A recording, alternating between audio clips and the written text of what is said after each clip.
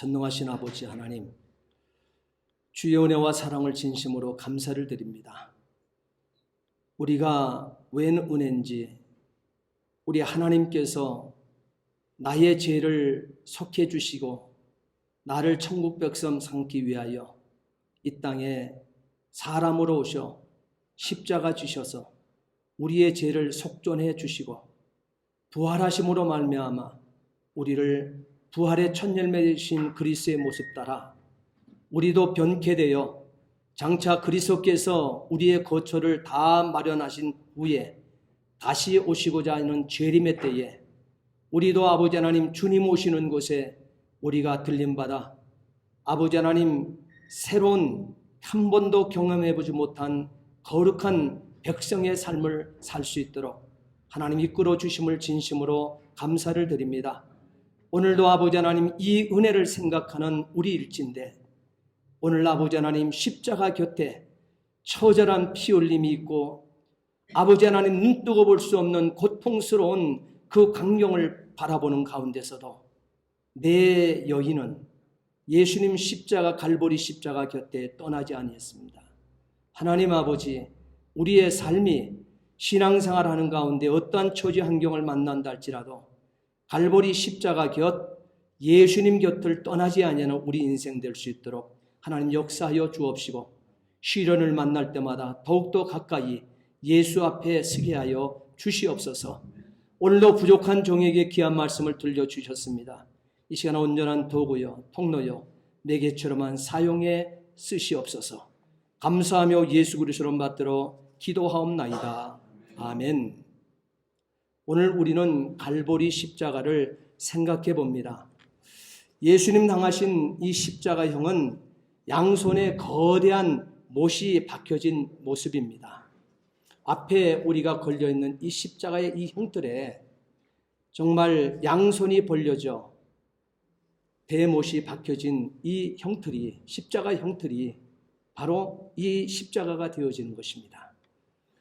두 발이 또한 포개진 채 하나의 못이 박혀져 있습니다. 그리고 이 모습 이대로 십자가를 세워서 몸의 무게가 있기 때문에 밑으로 온몸이 처지는 이와 같은 아픔도 경험하게 되어집니다. 그 몸을 지탱하는 것은 오직 양손과 허기해진 발에 박힌 이 못에 의지할 수밖에 없는 것입니다. 몸은 몸무게이기 때문에 축 처지게 되어집니다. 그럴 때 양손은 십자가에 고정되어 있고 이것은 점점 찢겨 내려갑니다. 그 고통이라고 하는 것은 헤아릴 수 없을 것입니다. 이런 자세가 한참 계속되면서 몸이 지쳐서 양팔을 당기게 되어지죠.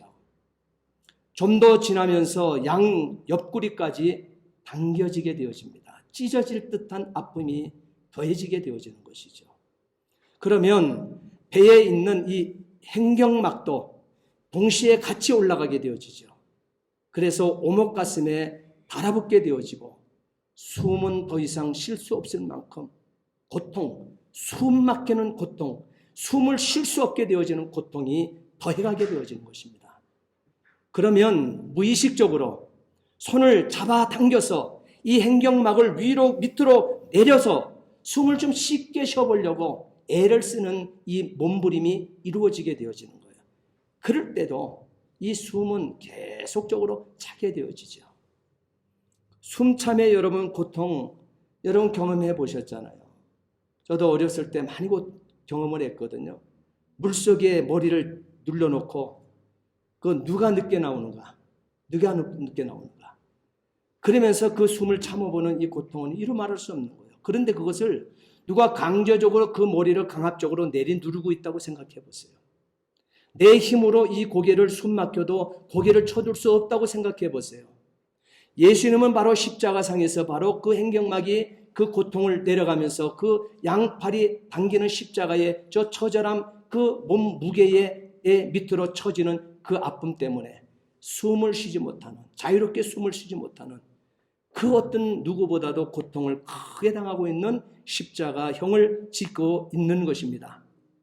그러나 손이 무엇을 잡고 있는 것이 아니지 않습니까? 못 박힌 손에 의지하여 몸을 올리고자 하게 되어지게 되면 겹쳐진 이 못 박힌 이 다리를 쭉 펴면서 힘을 같이 주어서 몸을 올려야 되는데 올라가게 하는 것도 숨을 쉬고자 하는 이것이 반복이 되어지는 것인데 이 반복을 해봤자 고통은 고통이 더해지고 또한 이것을 힘을 줘서 이 몸을 떠받쳐서 올리게 되어지게 되면 숨은 조금 쉴 수는 있어도 이 양손과 발에 이 못 박힌 이 고통은 반복이라는 것이죠. 이것은 온몸을 뒤틀리게 만드는 엄청난 고통을 가져오게 되어지는 것입니다. 이 고통에서 예수님께서는 아침 9시부터 오후 3시까지 6시간 동안 그 십자가에 달려 계신 것입니다. 이렇게 십자가의 이 저주는요, 바로 이런 상상도 하기 힘든 이 고통을 당하면서 죽는 형벌이 되어지는 거예요. 예수님 자신을 위한 것이었을까요? 아니요. 오늘 이곳에 계신, 오늘 또한 이 75억 이 지구 땅덩어리 위에 또한 살고 있는 저와 여러분들의 구원을 위해서 저자란 그 엄청 무서운 누가복음에 말하고 있는 그 지역 형벌에 우리를 한 영혼이라도 덜 떨어뜨리기 위해서 다 그들을 구원해내고 그곳에 가지 않게 하기 위하여 예수님께서는 하나님이면서도 사람 되셔서 이 고통의 십자가를 지시고 오늘 저와 여러분들을 자유케 하시기 위해서 이 고통을 당하고 계시다는 사실이에요. 그런데도 예수를 믿고 사는 저와 여러분들은 어떻게 보면 어떤 사람들은 감각이 없는 것 같아요. 교회를 다니는 내가 무엇 때문에 교회를 다니고 있는 것인지, 내가 교회를 다니면서 내가 교회에서 정말 그리스도와의 만남을 어떻게 재형성을 하면서 우리가 살아야 되는지, 이런 것에 무감각한 사람들도 역시 교회 안에 있으면서도 불구하고 그런 분들도 너무너무 많은 것 같아요. 여러분, 성경을 보게 되면 항상 제가 성경 공부할 때 여러 번 강조를 하지만 두 사람이 함께 맷돌 갑니다. 한 사람은 가고 한 사람은 남는다 그랬어요. 두 사람이 함께 맷돌 간다고 하는 것은 불신자와 신자의 관계가 아닙니다. 두 사람이 함께 맷돌을 간다고 하는 것, 같은 현장에서 같은 손을 같은 사역을 하고 있다는 사실이에요. 그러니까 교회 안에 성도들의 관계라는 거예요. 교회 안에서 이루어지는 일이라는 거예요. 교회 안에는 양도 있고 염소가 그래서 존재한다는 거예요. 그래서 두 사람이 함께 맷돌을 가는데 하나는 올라가는데 양이 되어지겠죠. 하나는 남는다 그랬어요. 염소가 되어지겠죠. 두 사람이 함께 밭을 갑니다. 한 사람은 남고 한 사람은 올라간다 그랬어요. 여러분, 불신자와 다시 얘기하지만 불신자와 신자의 나눔이 아닙니다. 한 교회 안에 사역을 감당하고 있던 자 중에서 가고 남는 자가 있다고 하는 메시지를 하나님께서 분명히 하고 있다고 하는 사실인 것입니다. 그러면 예수 그리스도께서 이 땅에 저와 여러분들에서 십자가 주신 저 엄청난 고통을 제가 서론으로 지금 다 나열을 했지만 그 아픔이 무슨 소용이 있냐 이 말이에요. 하나님은 신이십니다. 근데 하나님이 육신을 입고 이 땅에 나를 위해서 오셨다는 거예요. 죄 씻어주시고 저 죽었던 영육간에 죽었던 먹지 마라 정령 죽으리라. 창세기 2장 17절에 우리와 맺었던 그 언약 때문에 다 시체가 되어서 영육이 다 죽어 지옥으로 쓸려가는 우리들의 가는 길을 가로막기 위하여 하나님 내신 의의 길, 믿음의 길이 독생자 예수 그리스도를 나를 위하여 사람으로 보내주시고 그를 내 죄를 부여안고 우리의 모든 인류의 죄를 부여안고 십자가 지심의 사건, 그리고 3일 만에 부활하심으로 말미암아 오늘 저와 여러분들도 부활의 첫 열매 되신 그리스도의 그 변케된 그 모습대로 우리도 장차 새하늘과 새 땅에 신천신지 하늘나라 하나님 보좌에 가게 되어지는데 그 모습이 우리의 모습인 것을 40일 동안 예수님께서는 변케된 그 모습이 우리가 부활된 장차 우리의 모습이라는, 천국에 살게 된 우리의 모습이라는 거예요. 그런데 가장 내 인생이 이 땅 지구를 땅덩어리를 밟고 사는 가운데 가장 아름다웠던 때의 나의 모습이 천국의 나의 모습이라고 했습니다. 여러분, 기대되지 않습니까? 이곳에 저와 여러분들도 가야 되고, 먼저 우리의 부모님들도 가야 되고, 내 자녀들도 가야 되고, 내 친일과 친척들, 내 동생들, 누나도, 언니도, 오빠도 다 가야 될 거예요.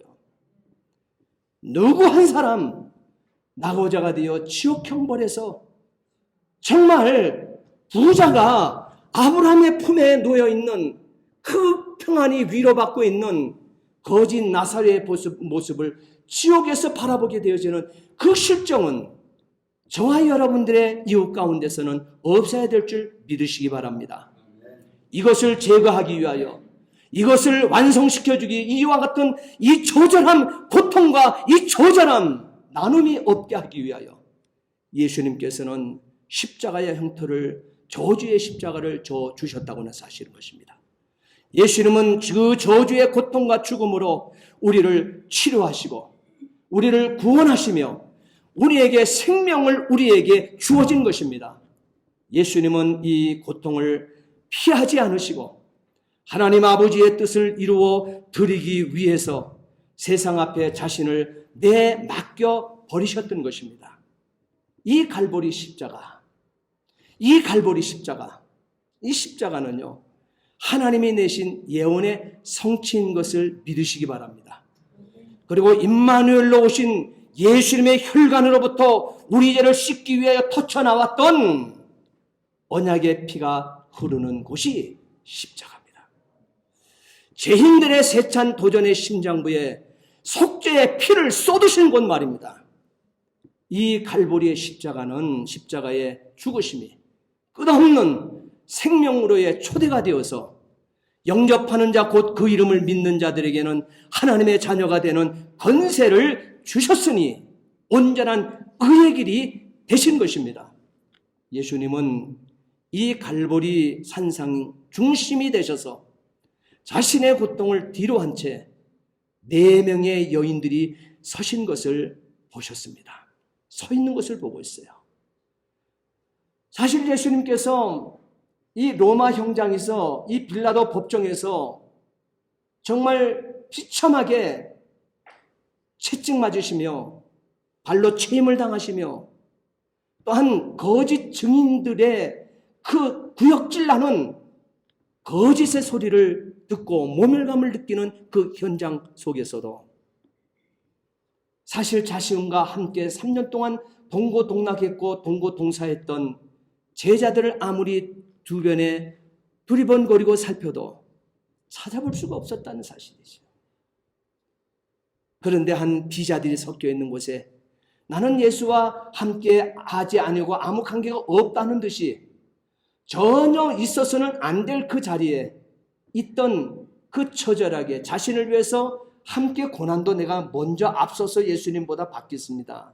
예수님의 죽음 앞에 나도 함께 죽을 수 있습니다. 장담했던 그 수제자라고 하는 베드로가 보이긴 보이는데 자신이 서 있어야 될 자리가 아니라 비자들이 소속되어 있는 저 한쪽 구석의 구덩이에 그것도 초라한 모습으로, 그것도 피곤한 자의 모습으로 쭈그려 앉아있는 그 모습, 그러다가 고개를 어떻게 들었는데 예수 그리스도께서 처절하게 피로 범벅이 되어 있는 그 이마서부터 가시관을 쓰여가지고 흘러내리는 그 눈도 잘 보이지 아니하는 그 시력과 마주쳐 버렸다는 거예요.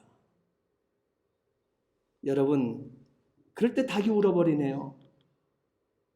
그럴 때 닭이 울어버려요. 그런 그리스도께서 자신을 위해서 기도하고 있고 너희들은 사탄의 키 위에 놓여진 밀이라고 하며 너희들이 넘어지면 안 되기 때문에 나는 너희들을 위해서 기도하고 있다. 너희들도 시험에 들지 않기 위하여 감람유의 틀에 그 틀에서 짜여지는 이 감람유로 짜여서 흘러내리는 그 배틀에서 흘러내리는 그 감람유처럼 그런 기도를 겟세마네에서 함께 하자. 그래서 이 제자들을 가지고 데리고 같이 그리스도께서는 기도의 모범을 보이시고 함께 기도를 요청했던 것이에요. 넘어지지 말라는 거예요. 넘어지면 안 된다는 거예요. 특히 베드로를 불러서 너가 굳건히 서야 된다는 거예요. 그리고 다른 11명의 제자들을 일으켜 세우라는 거예요. 그리고 11명의 제자들이 너처럼 굳건해져서 120명, 지금 떠나가 있는 500명의 성도, 그리고 이 땅의 영혼들을 구원하는 사도의 삶을 아낌없이 살아달라고 하는 마지막 분부를 담아 주신 것입니다. 베드로는 순간 예수의 눈과 시선이 마주치는 그때에 그도 인격을 가진 자라. 그는 생각나서 밖에 나가 쉼이 통곡하며 새 사람이 되어서 돌아오는 이 모습을 만나게 되어지는 것입니다. 자, 그럼에도 거기까지는 좋았는데 그 이후에는 예수님께서 올라가는 이 골고다 산상으로 십자가에 달리기 위해서 올라가는 해골의 동산의 그 언덕으로 올라가는 길목에는 아무도 예수를 따라주지 않았다는 사실. 예수님은 그러나 지금 십자가에서 이제는 마지막 운명을 하고 있는 고통의 이 여정, 마지막 순간들을 다 이 땅의 생명들을, 이 순간들을 보내는 그 순간 십자가 밑을 내려다 보는데 십자가 곁에 그 4명의 여인이 서 있는 거예요. 그리고 사랑하는 제자의 모습 하나가 또 보이고 있어요. 그가 바로 요한이라고 하는 제자가 그 여인들 옆에 또 서 있는 걸 보고 있는 거예요. 예수님은 거기서 모친과 사랑하는 제자들을 보고 이렇게 얘기를 합니다. 그 어머니에게 보소서 아들이니이다. 보소서 아들이니이다. 사랑하는 제자 요한에게 보라 내 어머니라. 보소서 아들이니이다. 그리고 거기에 그간 보이지 않았던 제자 요한을 보게 되어질 때 보라 내 어머니라. 그때부터 요한은요 자기 집에 예수님의 어머니 마리아를 모셨습니다. 여기서 우리는 몇 가지 사실을 살펴보고자 합니다. 사실은 예수님의 12명의 제자는, 저 제자 가운데 11명의 제자는 이 복음을 전하다가, 사도로 살면서 복음을 전하다가 11명은 다 뭘 당했어요? 처절하게 죽음을 당했습니다. 베드로 같은 경우는 십자가에 거꾸로 못을 박히기도 하고 그렇게 순교자가 되었습니다. 그러나 그 한 제자 가운데 이 사도 요한이라고 하는, 사도행전과 요한 1, 2, 3서와 요한계시록을 기록하게 했던 이 예수님의 제자 사도 요한은 순교자가 되지 않았습니다. 예수님의 어머니를 끝까지 자기 집에 모시며 복양할 수 있는 이 기회의 은혜를 입었던 것입니다. 여기서 우리는 참 귀한 사실들을 우리는 또한 발견해야 될 것입니다. 오늘 이 본문의 사건은 경탄할 만큼 놀라운 사건입니다. 4명의 여인이 십자가 곁에 서 있는데 그것이 무슨 경탄하냐? 경탄할 만한 일입니다. 아무에게나 주어지는 일들이 아니기 때문에 그렇습니다. 사도 요한은 이 무서운 이 순간에 4명의 여인들이 주님이 매달린 십자가 곁에 서 있었던 사실을 우리에게 말해주기 위하여 요한복음에 상세히 기록하고 있는 거예요. 상세히. 이 사도 요한이 그 현장에 마지막 남은 제자로서 십자가 곁에 갈보리 십자가 형틀 옆에 서 있지 않았다 하게 되면 거기에 4명의 여인이 찾아왔는지도 몰랐을 거예요. 그러나 하나님께서는 이 놀란 사실을 기록하기 위하여 사도 요한을요 이 예수님 곁에 최고에까지 세워놓았다는 사실이에요. 조롱하는 유대인과 거칠은 로마 군병들의 폭력 가운데서도 이 경건한 여인들은 예수님 곁에 최후까지 서 있었으며 무덤 곁에 맨 처음 있었다는 사실을 발견합니다. 이것을요 이 사도 요한이 그 곁에서 지켜보면서 이 놀라운 사실들을 기록해 놓고 있다는 사실이에요. 예수님이 십자가에 매어 달렸을 때 그 곁에 서 있었던 여인들, 그들 누굽니까? 그들이 누굽니까? 여러분 오늘 본문 25절 함께 읽겠습니다.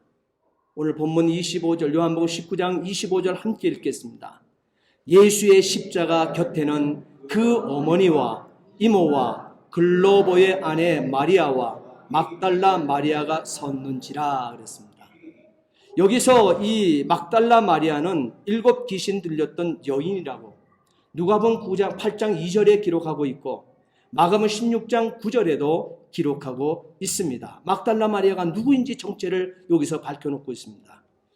예수님께로 이 고침받아 자기의 소유를 예수님과 제자들을 섬기기 위해서 모두 내어 놓은 바로 이 여인이 막달라 마리아라는 거예요. 여러분, 여기 한 나머지 이 여인들 이렇게 같이 이 여인이 뭔데 이들보다도 막달라 마리아가 부자였기 때문에 그랬겠습니까? 아니요. 막달라 마리아는 고백을 합니다. 7 귀신 들렸던 여인이라 그랬어요. 어떤 이 전설에 의하게 되어지게 된 이 막달라 마리아는요, 현장에서 가늠하다가 이 잡힌 여인이기도 하다고 하는 이와 같은 얘기도 있습니다. 그러니까 그런 환경 속에서도 나도 너를 정죄하지 않겠노라 그랬거든요. 돌로 던지지 않겠다 그랬거든요. 그러니까 이모저모로 모든 상황에 있어서도 이 큰 은혜를 누구보다 입었다고 이 막달라 마리아는 그 은혜를 고백하고 있는 거예요. 그렇기 때문에 300데나리온의 그 향료 옥합을 깨트려내는 것입니다. 그리고 누가복음에서는 향료 옥합을 깨트렸다 그러지 않고요, 자기의 재산을 아낌없이 내어놓았다고, 자기 소유를 예수님과 제자들을 섬기기 위해서 모두 내어놓았다고 그렇게 기록되어 있습니다. 그리고 부활하신 아침 무덤을 향했던 여인, 마태복음 28장 1절에 부활의 주님을 가장 먼저 만나게 했던 것이 막달라 마리아였다는 사실이에요. 그 요한은 그것을 기록하고 있지 않습니까? 자, 그런데요, 이 막달라 마리아가 이렇게 선하고 이렇게 마지막 예수 그리스도의 인류를 위한 죽으심을 준비한 이와 같은 여인인데, 어찌하다가 이 여인이 그렇게 끔찍한 인생의 처절한 아픔을 당할 수밖에 없었을까요? 어떤 사탄 때문이죠. 사탄은 막달라 마리아의 전 생애를 지배했던 것입니다. 그러나 예수님께서는 그를 악한 귀신의 권세로부터 자유함을 주셨던 것입니다. 인생은 그 일을 해결할 수 없어요. 구원을 체험한 그는 예수님의 십자가는 자신을 구원한 엄청난 대가의 구원의 의미임을 깨닫게 된 것입니다. 아무도 느끼지 못했는데 그 여인은 자기 자신이 그 큰 은혜, 누구보다도 큰 은혜를 입었다고 그는 고백하고 있는 거예요. 또한 마가복음 15장 40절 말씀해 보게 되면 살로메라고 하는 여인이 나옵니다. 이 살로메는 예수님의 이모임을 말하고 있습니다. 예수님이 이모입니다. 이모. 근데 예수님이 이모이면서도 마태복음 4장에 보게 되면 베드로와 요한을 예수님께서 처음 보면서도 바닷가에 그물을 던지는 베드로와 요한을 부르시고 따라붙자 그들을 데리고 곧바로 간 것이 같은 바닷가에 그물을 깃고 있는, 자기 아버지와 그물을 깃고 있는 야고보와 요한을 찾아갑니다. 그들을 그 다음 나를 따라오너라, 사람 낚는 어부 되게 하리라 할 때, 그럴 때 배와 자기 부친까지 버려두고 예수를 즉각적으로 따랐던 자가 야고보와 요한인데, 이가 바로 예수님의 이모 살로메의 아들이었다는 사실이에요. 오늘 여기서 우리는 이런 관계의 이 여인들이 지금 여기에 서 있습니다. 그리고 마태복음 20장 20절 말씀해 보게 되면 세베대의 아내로서 마태복음 20장 20절 28절 말씀해 보게 되면 자신의 2 아들을 예수님 왕이 되시게 되면, 예수님이 세상의 왕이 될 줄 알았어요. 예수님이 왕이 되시면 하나는 내 아들, 하나는 좌편에, 하나는 우의정으로, 좌의정 우의정으로 앉게 해달라고 예수님 앞에 뒤에서 청탁한 여인이 바로 이 살로메입니다. 그리고 예수님은 살로메에게 당신의 구하는 것을 아느냐, 예수님이 그렇게 얘기하고 있어요. 자, 아들을 좌우편에 영의정 좌의정 세워달라 그러니까 예수님께서 이 살로메에게 분명히 얘기합니다. 네가 구하는 것이 무엇인지 아느냐, 분명히 이 여인에게 묻습니다. 그리고 책망하심의 소리죠. 그리고 야고보와 요한을 불러서 얘기합니다. 내가 마시려는 잔을 너희도 마시겠느냐 그랬습니다. 예수님 자신이 마시는 잔을 너희도 마실 수 있겠느냐, 야고보와 요한을 불러서 예수님 했을 때 이 야고보와 요한이 뭐라고 하는지 아십니까? 마실 수 있습니다 그랬어요. 알고 그랬을까요? 그리스도에 가시는 길이 십자가의 달림의 저 길인 줄 알고 갔을까요? 알고 대답을 했어요. 나도 마실 수 있나이다 그랬어요. 나도 저 십자가 형틀 질 수 있나이다 당신처럼. 자, 그 대답을 하니까 그들에게 예수님께서 곧바로 답변을 주십니다. 너희가 과연 내 잔을 마시리라 그랬어요. 너희가 과연 내 잔을 마시리라. 그 훗날 이들의 입의 고백을 예수님께서는 그대로 담아서 실천시켜 주십니다. 그래서 훗날 야고보는 12명의 제자 가운데 첫 순교자가 된 거예요. 비참하게 걷다. 손톱이 벤치에 꼽히고 이것이 갈기갈기 토막토막 내어진 바 되어지는 그 아픔의 순교를 야고보는 당하게 되었다는 사실. 첫 순교자란 말이에요. 요한도 마지막 고난의 사도가 되었지만 생각을 해보세요. 자기와 가장 가까운 가족들, 친척들, 그리고 동고 3년 동안 예수님과 함께 동고동락했던 나머지 제자들은 다 순교의 제물에서 먼저 다 갔는데 이는 죽질 않는 거예요. 그 모든 모습들을 마지막까지 다 지켜봐야 되는 거예요. 여러분, 그 아픔이 쉽습니까? 그 역할이 쉽습니까? 그래서 내가 그 잔을 마시겠나이다 했었을 때 그래 마시라 예수님 말씀하셨지만 바로 이 제자들은 그 아픔을 다 하나님 앞에 겪고 있다는 사실이에요. 이때 예수님은 마태복음 20장 28절 말씀에 인자가 온 것은 섬김을 받으려 함이 아니라 도리어 섬기려 하고 자기 목숨을 많은 사람들의 대속물로 주려 함이라는 말씀을 남기셨습니다. 살로메는 십자가 곁에 서서 지난날에 이기적이었고 세속적이었고 오만과 무지로 고통 없이 영광을 받고자 했던 자기의 욕심, 내 아들만큼은 영의정 자의정, 그것이 부끄러워진 거예요. 그것이 부끄러워요.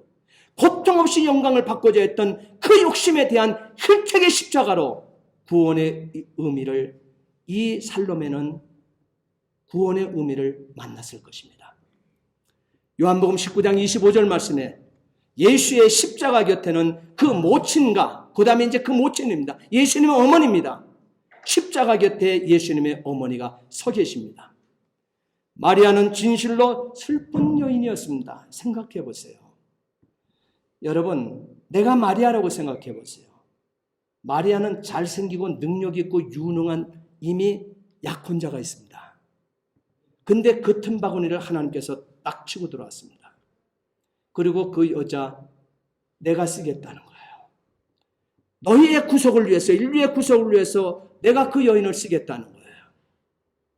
여러분, 이 요셉에게 찾아가서 했어요. 요셉은 조용히 버리려고 그랬어요. 그럴 때 예수님께서 천사가 찾아가서 뭐라 그래요? 주가 쓰시겠다는 거예요. 그러니 두려워하지 말라는 거예요. 마리아 버리고 도망가려고 하지 말라는 거예요. 그래서 요셉이 마음을 돌이킨 거예요. 그런데 보세요. 이 남자를 알지 못하는 이 여인이 마리아가 그 몸에 잉태되었으니 여러분 기가 막히지 않습니까 지금? 바로 이 여인이 바로 마리아예요. 어디에 가서 호소를 하겠어요?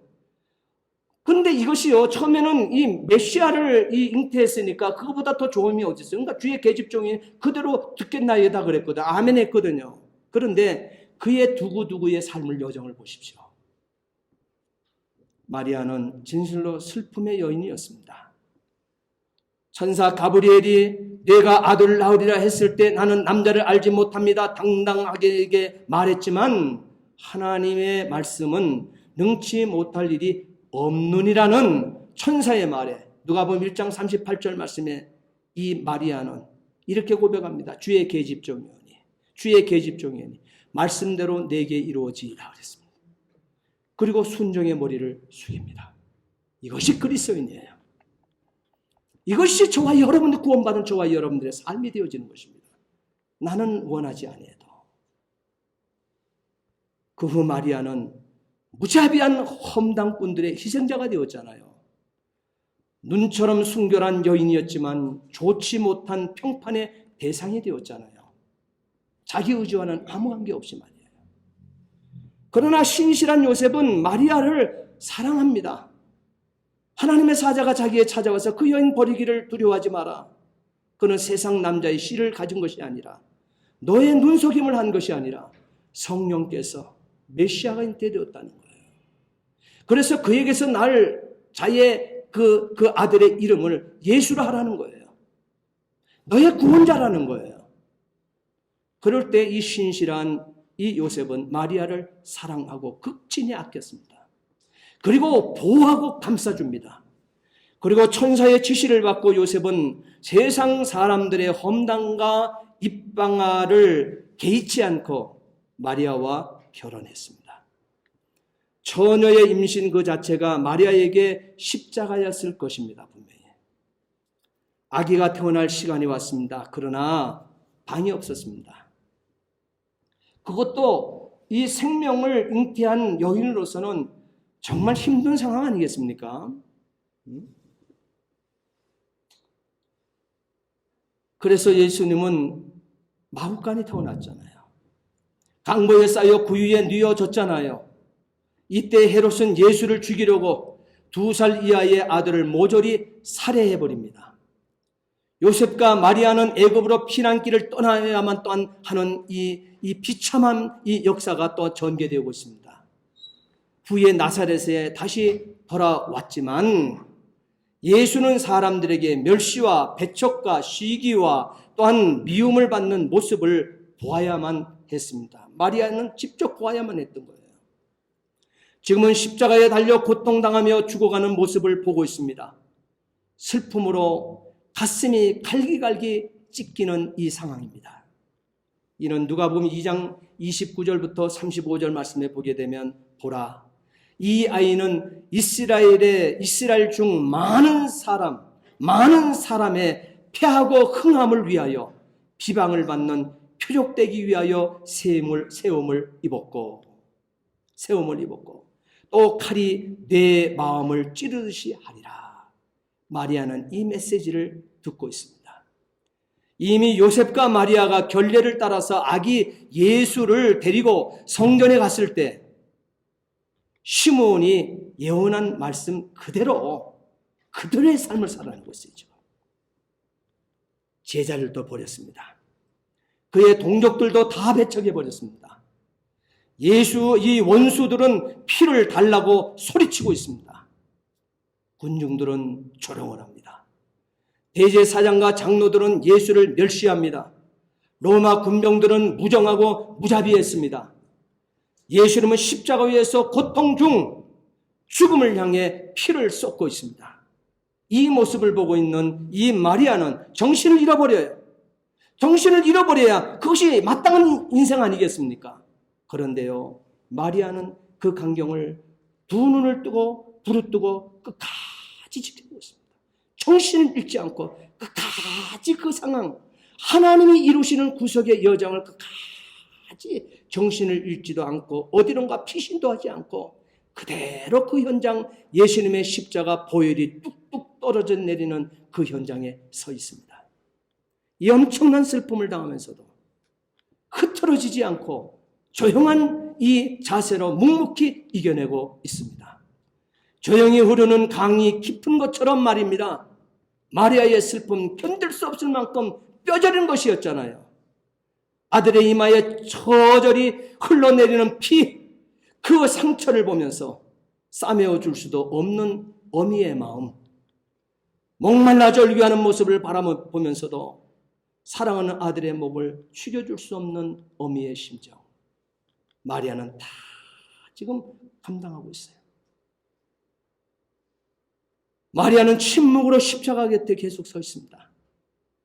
요한복음 2장 1절로 11절 말씀해 보게 되면 가나 혼인잔치에서 마리아는 시종 침묵했습니다. 마리아는 예수께서 하나님의 아들로서 인간의 몸으로 오신 분임을 침묵으로 증언하면서 주님의 대속의 고통에 동참하면서 결코 쓰러지지도 않고 그는 하나님께서 예언해 주었던 그 말씀, 일러 주었던 그 말씀 붙들고 마리아는 신앙의 의지를 세상 많은 사람들 앞에 보이고 있습니다. 예수님은 신체적으로나 정신적으로나 고통스러운 가운데 있으면서도 이 여인을 향하여 예수님은 보소서 보소서 아들입니다.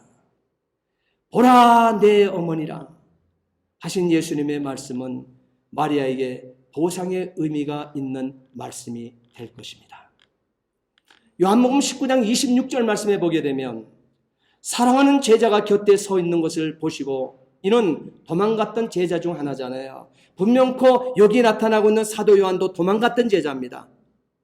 공의에서 빌라도 법정에서 채찍에 맞으시는 예수님 곁에 없었던 제자입니다. 그는 도망가는데요, 훌러덩 벗고 도망갔어요. 입은 것 없이 부끄럽게 헛입을 뒤집어 쓰고 도망가다가요, 벌거벗은 모습에 그 모습이 나체의 모습을 보였던 자가 바로 요한이라고 하는 제자. 여러분, 우리는 이렇게 예수를 믿다 보게 되면 이렇게 수치스러운 이런 순간의 경험이 있을 수도 있어요. 그러나 중요한 것은요, 마지막에 함께 했다는 거예요.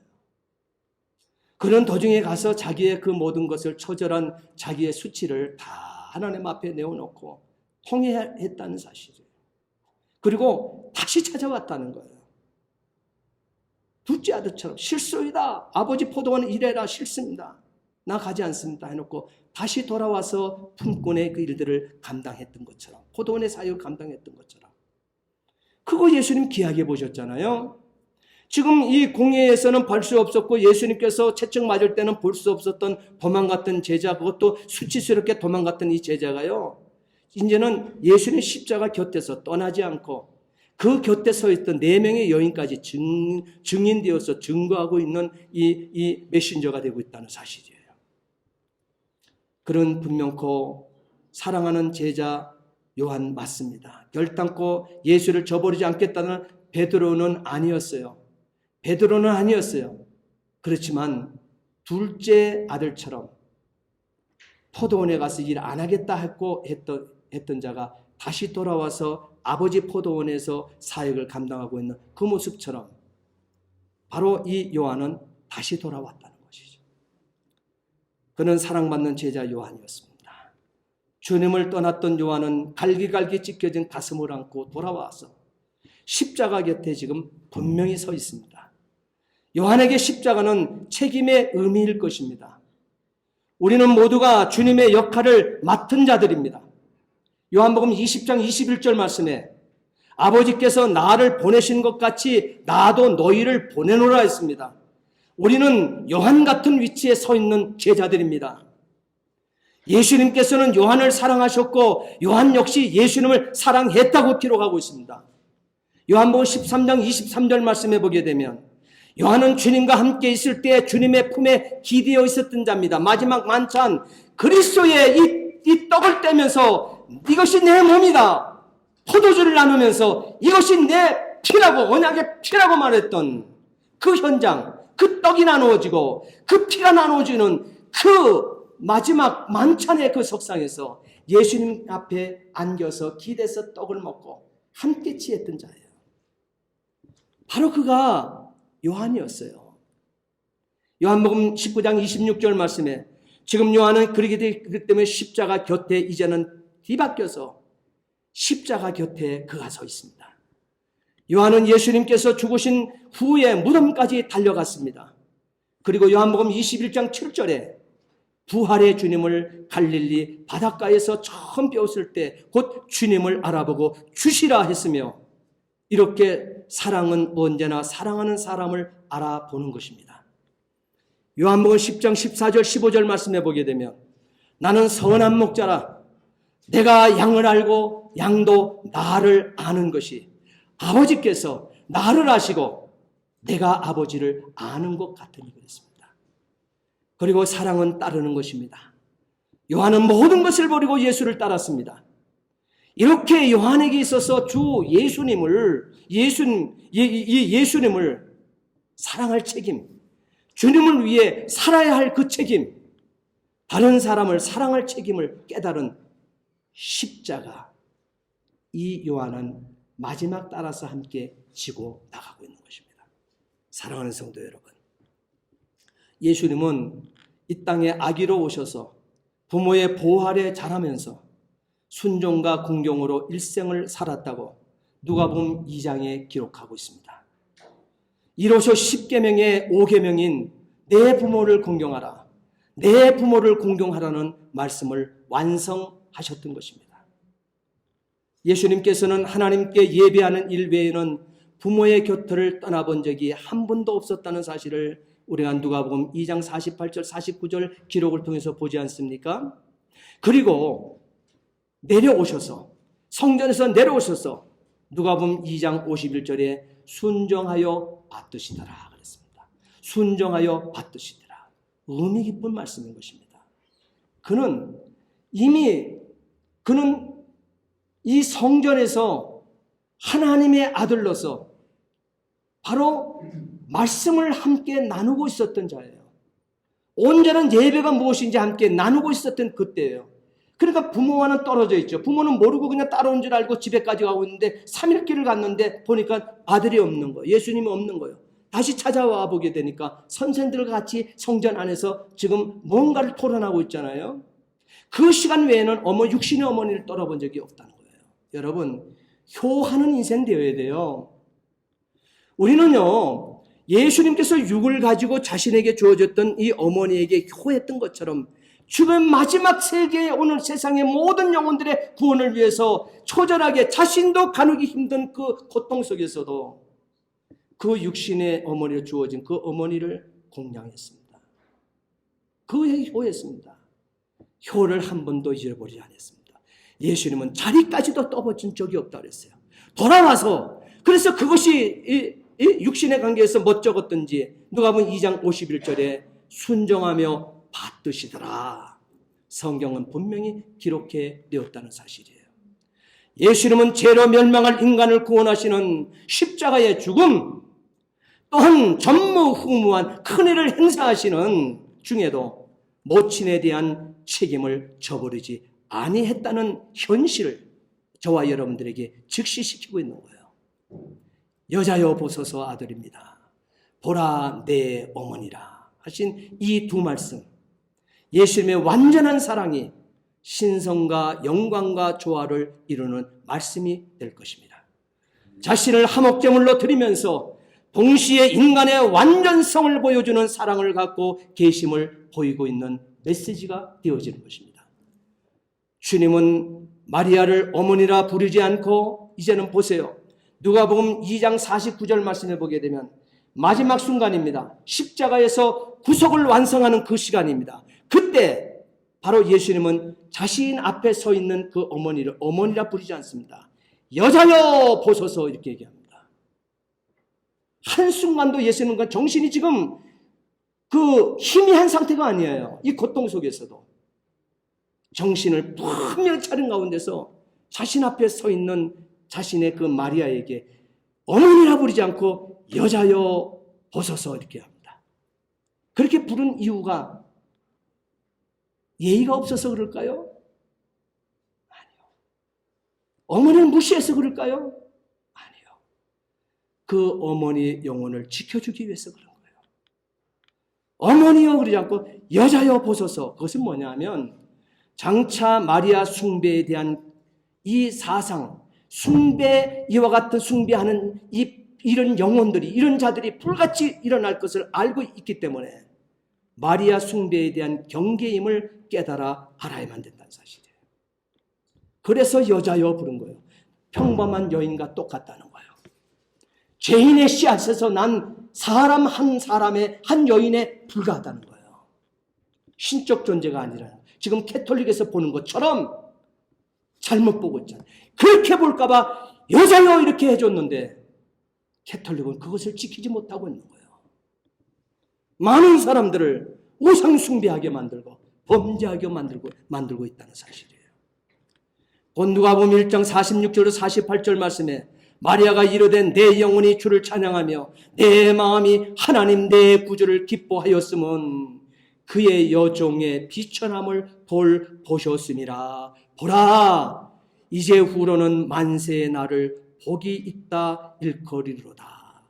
자기도 완전한 인생인 것을 마리아가 찬양 고백하고 자기 입으로 찬양하고 있잖아요. 여호와 하나님 앞에 찬양하고 아들 예수 그리스도께 지금 찬양하는 마리아의 찬송이 지금 울려 퍼지고 있잖아요. 분명히 나도 한 죄인의 씨앗에서 나온 한 여인에 불과하다. 그것을 지금 그러나 내가 은혜를 입었구나. 나의 아들이라고 했던 독생자 예수, 그는 나의 주님이시다. 그 고백을 해놓고 있잖아요. 우리와 똑같은 죄인이라는 사실이죠. 예수를 구주로만 믿는 한 성도임을 잊어서는 안 될 것입니다. 이제 우리는 결심해야 합니다. 4명의 여인들은 최후까지 십자가 곁에 확실히 서 있었습니다. 십자가 사건 후 요한은 한순간도 십자가를 떠나지 않았습니다. 우리 역시 이 결심의 주인공들 다 되어 살 수 있게 되기를 예수님의 이름으로 축복합니다. 기도하시겠습니다. 전능하신 아버지 하나님, 우리가 사순절 마지막 주간을 보내고 있습니다. 하나님 아버지 고난주간을 앞에 두고 있습니다. 하나님, 우리가 정말 아버지 하나님 갈보리 산상 십자가 옆에 아버지 서 있는 4명의 여인같이, 또한 아버지 마지막 깨닫고 다시 돌이켜 돌아온 요한같이 하나님 아버지 끝까지 이제는 주님과 함께 할 수 있는 그리스도의 사람들 되어 살 수 있도록 도와주시옵소서. 감사하며 예수 그리스도를 받들어 기도하옵나이다. 아멘.